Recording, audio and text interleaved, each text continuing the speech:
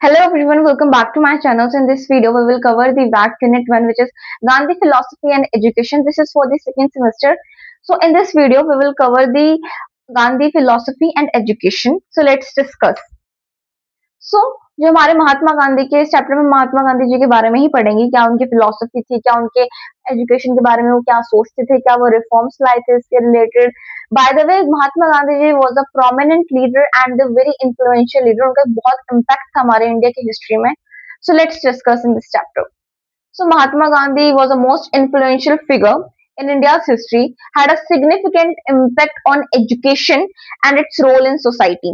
यानी कि महात्मा गांधी जी एक बहुत इन्फ्लुएंशियल लीडर थे, सारे लोग उनको बहुत मानते थे और उन्होंने सोसाइटी में कुछ इम्पैक्ट्स भी लाए थे, जैसे कि कुछ रिफॉर्म्स लाए थे जिसकी से हमारा जो सोसाइटी है उसकी बेटरमेंट हो सके। ठीक है, तो गांधी जी बिलीव करते थे आपकी एजुकेशन जो होती है वो आपके अकेडमिक नॉलेज से भी ज्यादा आगे जानी चाहिए, go beyond the academic knowledge. ठीक है, वो एजुकेशन को कहाँ पे देखना चाहते थे, अकेडमिक नॉलेज से बियॉन्ड। ठीक है, ये एम्फेसाइज करते थे होलिस्टिक एजुकेशन पे, जो कि आपकी स्पिरिचुअल ग्रोथ से भी होकर जाती है मेंटली। ठीक है, मेंटल जो माइंड का जो रिलेटेड होता है। अब जो गांधी की जो फिलोसफी थी वो किस पे रूटेड थी, वो उनके ब्रॉडर प्रिंसिपल पे रूटेड थे। यानी कि उनके ब्रॉडर प्रिंसिपल क्या कहते थे, जैसे कि सत्य, अहिंसा, truth, non violence, social justice. They wanted to create a just society.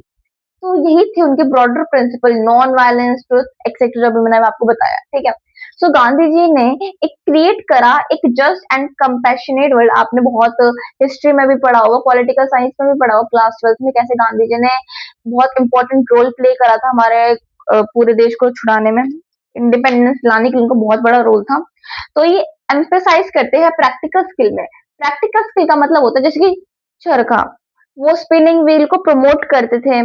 जैसे कि कुछ कुछ जो लीडर्स होते थे वो तो जैसे कि इंग्लिशमैन के, ब्रिटिश टाइम के बारे में मैं बात कर रही हूँ, तो तब वो क्या करते थे कि वो ब्रिटिश जो लीडर्स थे ब्रिटिश के टाइम के, हमारे जो इंडियन लीडर्स है महात्मा गांधी जी को छोड़कर, वो अपने ही इंग्लिश के अटायर में आते थे वो। लेकिन महात्मा गांधी एक ऐसा पर्सन थे जिन्होंने पूरे के धोती में आते थे, जो कि एक इंडिया का एक अटायर था। ठीक है, और वो इंडिया के टायर को फॉलो करते थे। वो अपना कंजप्ट जो आपने आई थिंक सो पढ़ा भी होगा एक सोल्ट के बारे में, जिसमें उन्होंने एबॉलिशन ऑफ सोल्ट टैक्स करवाया था। बहुत उन्होंने मूवमेंट्स करे, Dandi march, non cooperation, there are so many movements that he had done.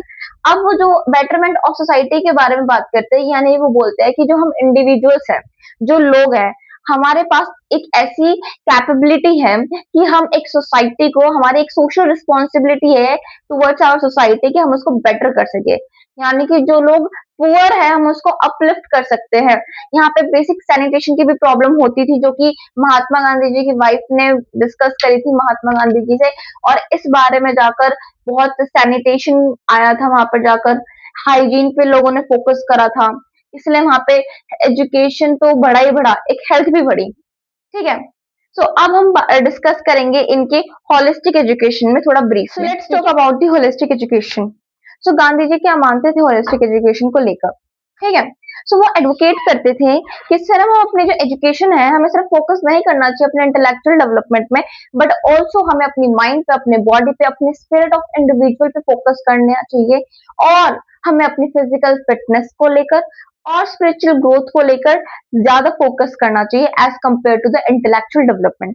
So let's move on to the character development. So एक कैरेक्टर डेवलपमेंट होता कैसा है एक इंडिविजुअल का, जब आप मॉरली स्ट्रांग हो, मेंटली स्ट्रांग हो आप, तभी एक इंसान का कैरेक्टर डेवलपमेंट होता है।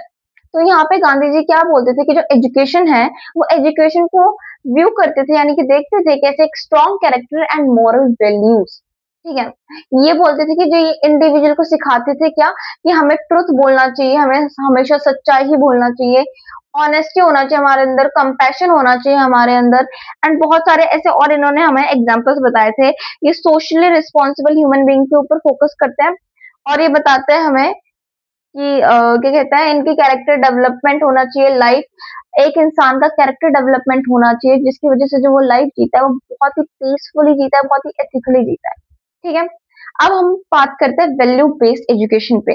So what is value based education? तो वैल्यू बेस्ड एजुकेशन आपका क्या कहता है कि जो एजुकेशन है वो आपको प्रमोट करता है डाइवर्सिटी को, यानी कि हमें रिस्पेक्ट करनी चाहिए डाइवर्सिटी। जैसे कि इंडिया के अंदर बहुत सारी डाइवर्सिटी है, जैसे कि हमारे लैंग्वेज को लेकर हमारे इतने सारे स्टेट्स हैं, हर अलग स्टेट में लैंग्वेजेस डिफरेंट होती है, तो हम उन्हें उन सबकी रिस्पेक्ट करनी चाहिए। ठीक है, यहाँ पे बता रहे हैं कि रिस्पेक्ट फॉर डाइवर्सिटी, हमें सोशल हार्मनी क्रिएट करना चाहिए, यानी कि हमें सोशल रिलेशनशिप जो कि पॉजिटिव रिलेशनशिप होना चाहिए, ना कि नेगेटिव रिलेशनशिप हमें क्रिएट नहीं करना। We have to create the positive relationship with the society.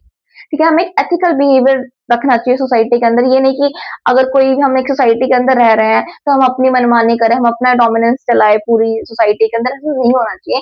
हमें लोगों के ओपिनियंस भी सुनने चाहिए और हमें अपने खुद के ओपिनियंस भी सुनाने चाहिए, और हमें बहुत प्यार से रहना चाहिए। ठीक है, अब एजुकेशन कनेक्ट करता है टुडे की लाइफ सिचुएशन पे। आज education is the most powerful weapon by which you can change the world. यहाँ पे जो एजुकेशन है एक बहुत इंपॉर्टेंट रोल प्ले करता है। कैसे? जहाँ पे आज के टाइम पे इंडिविजुअल है, वो अपनी नॉलेज को अप्लाई करके अपने डेली लाइफ के जो भी प्रॉब्लम्स वो फेस करता है, उसको वो सॉल्व करने की हिम्मत रखता है। और आज के टाइम पे आपने बहुत सारे ऐसे केसेस भी देखे होंगे, जैसे कि आज के टाइम पे बहुत अच्छा एग्जाम्पल बता दूं मैं। जैसे कि कोविड-19 का टाइम था। कोविड-19 में क्या हुआ कि बहुत सारे घर पे ऐसे ही बैठ गए, काम छूट गया कितने सारे लोगों का। बट कुछ लोग कोविड-19 से फेमस भी हो गए। कैसे? उनके अंदर नॉलेज थी। ऑफ कोर्स सोशली लोग आने शुरू हो गए, यानी कि सोशल प्लेटफॉर्म्स पे, इंस्टाग्राम पे, यूट्यूब पे, टेलीग्राम पे। अब यहाँ पे आकर लोगों ने अपने वीडियोस को डाला, कोविड-19 से रिलेटेड वीडियोस है, और आज के टाइम पे 2026 में आप देखो वो लोग फेमस भी है आज के टाइम पे, और वो पैसे भी कमा रहे हैं। तो उन्होंने अपने नॉलेज का यूज करा और वो फेमस भी हो गए। एग्जाम्पल था बस ये, ठीक है। तो सेल्फ रिलायंस के बारे में भी गांधी जी बताते हैं। सेल्फ रिलायंस यानी कि खुद पे आत्मनिर्भर, इंडिपेंडेंस। हमें इंडिपेंडेंस चाहिए, लाइक एजुकेशन आपको इंडिपेंडेंस प्रोवाइड करती है। अगर आपके पास एजुकेशन नहीं है तो आप इंडिपेंडेंस कभी नहीं हो सकते, आप किसी ना किसी पे डिपेंड रहोगे ही रहोगे। ठीक है, जैसे कि ये बोलते हैं कि हमें इंपॉर्टेंस बताते हैं इंडिपेंडेंस, हमें एजुकेशन में इंडिपेंडेंस आनी चाहिए, और इंडिविजुअल को हमें सोचना चाहिए अलग अलग रास्तों के, मतलब क्रिटिकली ओन डिसीजन, हमें खुद के डिसीजन लेने चाहिए। ठीक है, हमें हमारे पास जो भी हमारे पास रिसोर्सेज है, हमें उनमें से अपने डिसीजन लेने चाहिए।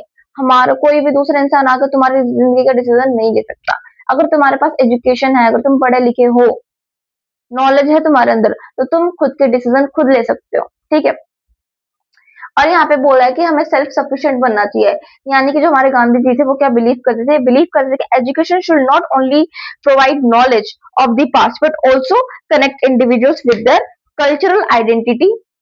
दैट्स इट, ये थी। अब हम नेक्स्ट पार्ट डिस्कस करते हैं, यूनिट 1 का, Gandhi philosophy and education. So let's discuss the last point of this unit, education on heritage and cultural tradition. यानी कि अब हमारे एजुकेशन से रिलेटेड हम कल्चरल ट्रेडिशन पे क्या फोकस करते हैं, क्या देखते हैं। Let's discuss. जो गांधी जी देखते थे, वो वैल्यू करते थे इंडिया के रिच हेरिटेज को और उनके कल्चर को। इंडिया को जो कल्चर है, यानी कि डाइवर्सिटी, कितने सारे हम जो कल्चर फॉलो करते हैं इंडिया के अंदर, यानी कि बहुत सारे लोग रहते हैं विद डिफरेंट लैंग्वेजेस में बोलते हैं, डाइवर्सिटी बहुत अलग है हमारे इंडिया के अंदर। तो हम अपने कैसे कल्चर को प्रिजर्व कर सकते हैं? जैसे कि हमारा कल्चर क्या कहता है, हमारा कल्चर ये कहता है कि हम दिवाली बनाते हैं, हम होली खेलते हैं, कोई ईद बनाता है, कोई क्रिश्चियन है तो वो क्या कहते हैं क्रिसमस बनाते हैं। तो दीज आर द, कि हमें अपने कल्चर को प्रिजर्व करना चाहिए। हमारा डाइवर्स कल्चर है, हर एक रीजन का हर एक डिफरेंट डिफरेंट कल्चर है, और हमें एजुकेशन फोस्टर करता है डीप एप्रिसिएशन फॉर वन और मोर देन अदर्स कल्चर। ठीक है, गांधी जी एम्फसाइज करते हैं कि हमें प्रिजर्व करना चाहिए अपने इंडियन कल्चर को, अपने इंडियन आर्ट्स को, अपने इंडियन म्यूजिक्स को, अपने इंडियन लैंग्वेजेस को।